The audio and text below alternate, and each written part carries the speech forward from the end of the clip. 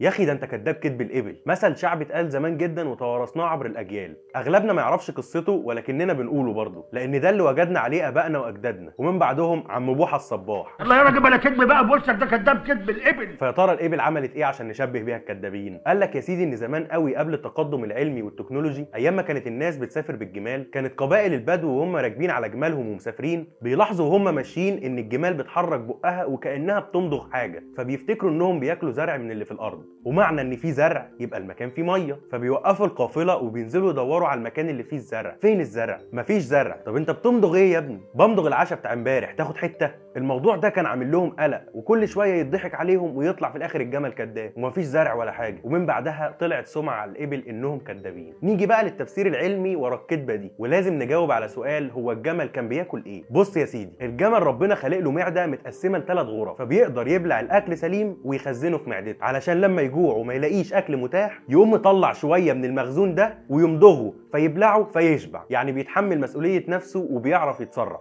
الدور والباقي بقى على اللي بيفضل يصيح لو الاكل اتاخر عليه 5 دقايق وبس كده. هو فين الاكل يا جماعه؟